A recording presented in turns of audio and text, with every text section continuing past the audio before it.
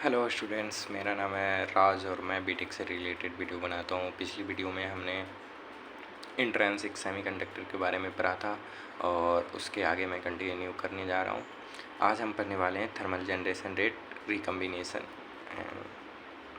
यही दो टॉपिक्स को हम बहुत ईजी वे में समझेंगे। Okay, let's continue. पहला है थर्मल जनरेशन।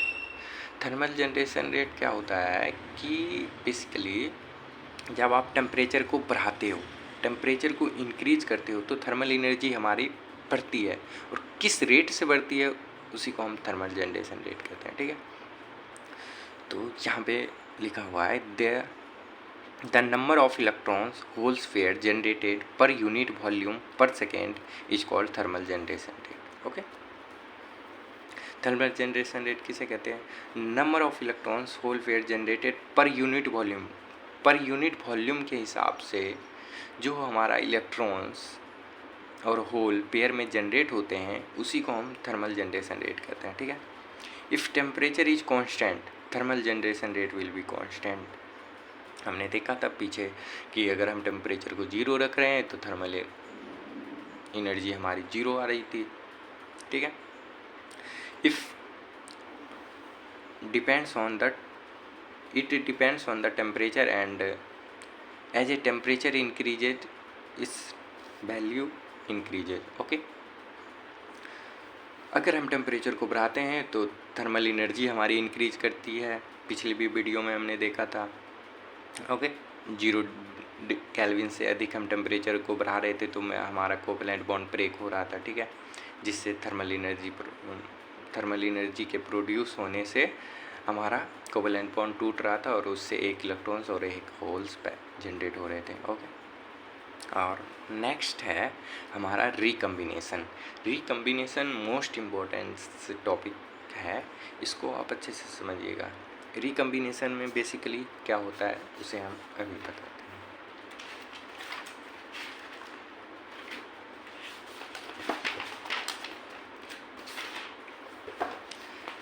जैसे ये होता है कि ये हमारा हुआ कंडक्शन बैंड, ठीक है, एनर्जी, और ये हुआ हमारा बैलेंस बैंड की एनर्जी। ओके, ये हो गए हमारे एनर्जी लेवल। ओके, और इसे हम क्या कहते हैं? ईजी। ईजी। अब हमने थर्मल एनर्जी दिया। ठीक है, थर्मल एनर्जी के आने से हमारा जो है ये इलेक्ट्रॉन्स यहाँ चले आए। ठीक है, ठीक है, ये इलेक्ट्रॉन्स मूव कर गए यहाँ पे। ठीक है, थर्मल एनर्जी के बढ़ाने से। ठीक है, और अब कुछ समय बाद ये होल्स यहाँ जनरेट हो गए। ठीक है, कुछ समय बाद क्या हुआ, ये इलेक्ट्रॉन्स अपनी एनर्जी को रिलीज करके वापस इसी कंडक्शन बैंड में आके, इसी होल्स में आके फिक्स्ड हो गए। ठीक है, तो इसे कहते हैं रिकम्बिनेशन। रिकम्बिनेशन किसे कहते हैं? अगर इलेक्ट्रॉन्स अपनी एनर्जी को रिलीज करके कंडक्शन बैंड से बैलेंस बैंड में आ जाता है तो उसी को हम कहते हैं रिकम्बिनेशन। ओके, आई होप आप समझ गए होंगे। तो यही डेफिनेशन में लिखा हुआ है कि electrons has tendency to fall from conduction band to valence band to combine with holes, and this process is called the recombination.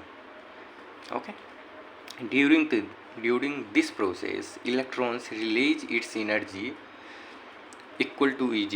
वो जो गैप होता है ना एनर्जी का बैलेंस बैंड और कंडक्शन बैंड के बीच, उतनी एनर्जी रिलीज करके वो कंडक्शन बैंड से बैलेंस बैंड में आ जाती है। ठीक है, either in the form of heat और in the form of light. Okay, अब नेक्स्ट पॉइंट क्या कहता है? There are number of electrons hole pair recombine for unit volume per second is called recombination rate. Okay, यहाँ पे क्या हो रहा था? इलेक्ट्रॉन्स थर्मल एनर्जी में क्या हो रहा था? इलेक्ट्रॉन्स और होल पेयर में जनरेट हो रहे थे पर यूनिट वॉल्यूम के हिसाब से, पर यूनिट वॉल्यूम और पर सेकेंड के हिसाब से। यहाँ पे क्या हो रहा है? Number of electrons and whole pair recombine, मतलब पहले तो यहाँ से, मतलब पहले तो इलेक्ट्रॉन्स टूट के किस में गए, कंडक्शन बैंड में, और फिर कंडक्शन बैंड से फिर बैलेंस बैंड में आए अपनी एनर्जी को रिलीज करके, ठीक है, और रिकम्बाइन हो गए होल्स के साथ। उसी को हम रिकम्बिनेशन प्रोसेस कहते हैं पर यूनिट वॉल्यूम के हिसाब से, ठीक है। अब रिकम्बिनेशन रेट किस पे डिपेंड करता है, product of electrons concentration and holes concentration, ठीक है। अब रिकम्बिनेशन रेट इक्वल टू क्या होता है, alpha R dot N dot P. Alpha R जो होता है रिकम्बिनेशन कांस्टेंट होता है, ओके। अब हम आपको ये समझाते हैं इससे कैसे इक्विलिब्रियम आता है, वो आपको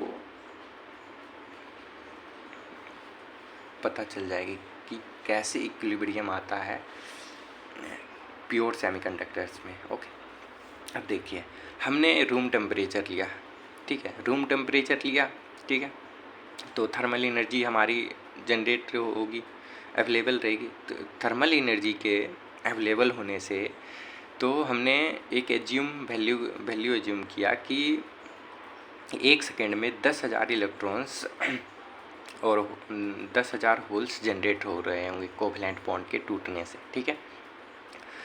तो हमने एज्यूम कर लिया कि 10,000 इलेक्ट्रॉन्स, इधर इलेक्ट्रॉन्स हैं, 10,000 इलेक्ट्रॉन्स बैलेंस बैंड से टूट के कोवैलेंट बॉन्ड में जा रहे होंगे, और बैलेंस बैंड में 10,000 होल्स जनरेट हो रहे होंगे, ठीक है। उसके आगे हमने क्या किया कि 1,000 जो इलेक्ट्रॉन्स हैं वो रिकम्बाइन हो रहे हैं। हमने एज्यूम कर लिया कि यहाँ तो 10,000 जनरेट हो रहे हैं थर्मल एनर्जी की वजह से, और यहाँ पे हमने क्या किया कि 1,000 जो इलेक्ट्रॉन्स हैं वो रिकम्बाइन हो रहे हैं, उसे हमने एज्यूम कर लिया। 1,000 इलेक्ट्रॉन्स जो हैं वो रिकम्बाइन हो रहे हैं कंडक्शन बैंड से बैलेंस बैंड में आके, ठीक है। फिर अगले दूसरे सेकेंड में हमने क्या किया, ये फर्स्ट सेकेंड है, ठीक है। अगले दूसरे सेकेंड में हमने क्या किया, तो यहाँ पे 1,000 घटा देंगे क्योंकि 1,000 इलेक्ट्रॉन्स रिकम्बाइन हो गए, तो यहाँ पे 9,000 इलेक्ट्रॉन्स बचे, और फिर अगले सेकेंड में 10,000 इलेक्ट्रॉन्स फिर जनरेट हुए, ठीक है। तो ये प्रोसेस आगे चलते ही रहेगा, ठीक है। तो अगले में हमने दूसरे सेकेंड में देखा कि 2,000 इलेक्ट्रॉन्स, ठीक है, यहाँ पे ये टोटल 1900 हो गए, ठीक है, मतलब 19,000 हो गए, 10,000 प्लस 9,000 19,000 हो गए, और 19,000 में हमने अब यहाँ पे 2,000 इलेक्ट्रॉन्स जो है रिकम्बाइन हो रहे हैं होल्स के साथ, ठीक है।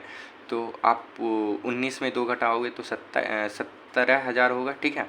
17, फिर 10,000 जनरेट भी हो रहे हैं। जनरेशन रेट कांस्टेंट रहता है, ठीक है। आप चाहे टेम्परेचर बढ़ाओगे तो ज़्यादा होगा, अगर टेम्परेचर कांस्टेंट रखोगे तो जनरेशन रेट भी कांस्टेंट होगा, ठीक है।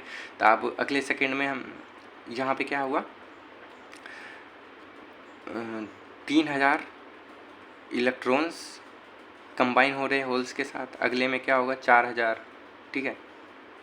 अगले में फिर 5,000, ठीक है, ओके। और नेक्स्ट में फिर यहाँ कितने थे, 5,000, यहाँ पे 6,000, 7,000, 8,000, 9,000, 10,000। उसके बाद धीरे धीरे आके वो एक समय ऐसा आएगा कि रिकम्बिनेशन भी 10,000 ही हो जाएंगे, जितने जनरेट हो रहे हैं उतने ही रिकम्बाइन भी हो रहे हैं, ठीक है। तो इसी को हम कहते हैं इक्विलिब्रियम, ओके, और इसे हम डायनेमिक इक्विलिब्रियम कहते हैं, ठीक है। तो जब रिकम्बिनेशन रेट और जनरेशन रेट इक्वल हो जाएं तो उसे कहते हैं इक्विलिब्रियम कंडीशन, ओके। आप आई होप आप समझ गए होंगे कि इक्विलिब्रियम कंडीशन कैसे आती है, ठीक है। n इक्वल टू एन आई और p equal to N I, ठीक है।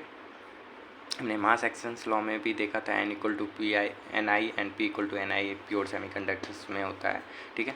अब देखिए, at equilibrium condition recombination rate equal to alpha R dot N I, ठीक है। एन आई क्योंकि n की भी वैल्यू, इलेक्ट्रॉन्स भी उतने ही जनरेट हो रहे हैं और होल्स भी उतने ही जनरेट हो रहे हैं, ठीक है।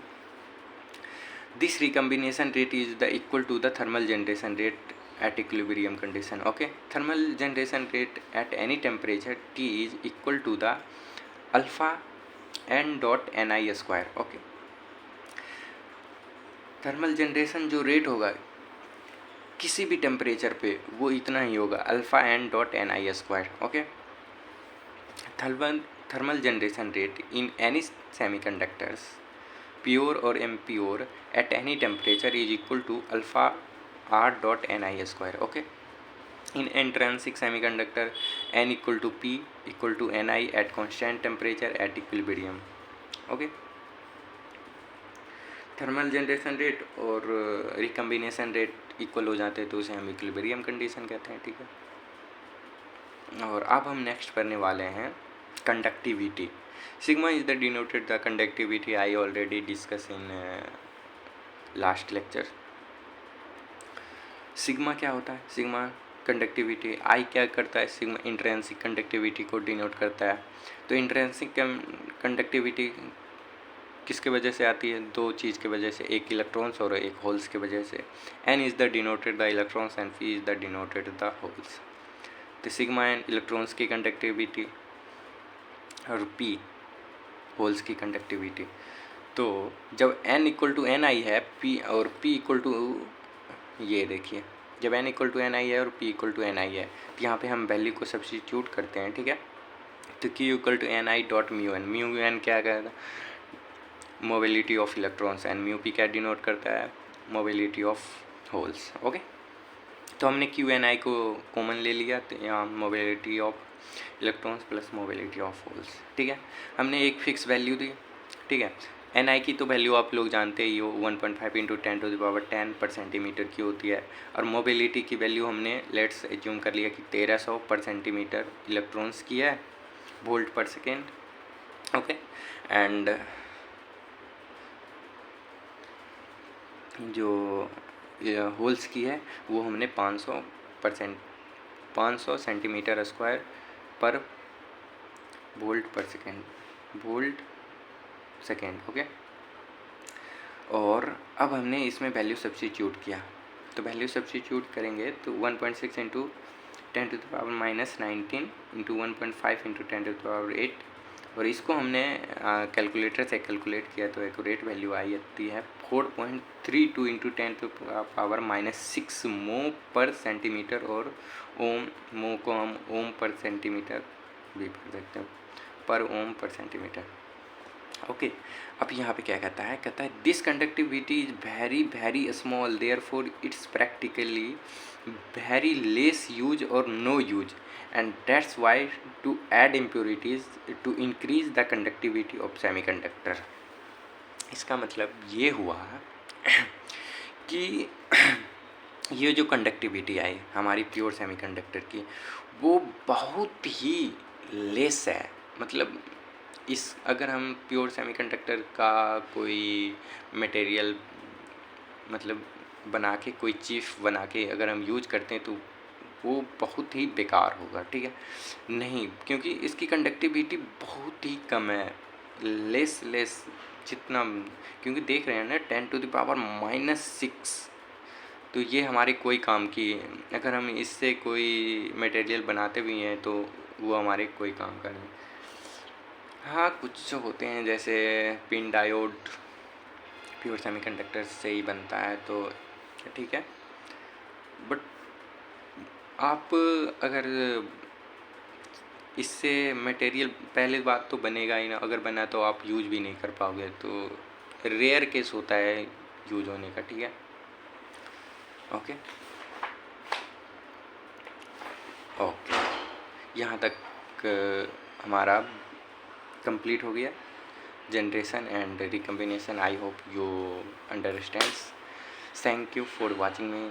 आप अपने ग्रुप में शेयर कर सकते हैं अपने दोस्तों को. ओके, अगर कोई प्रॉब्लम आती है तो आप कमेंट कर सकते हैं. Thank you for watching me.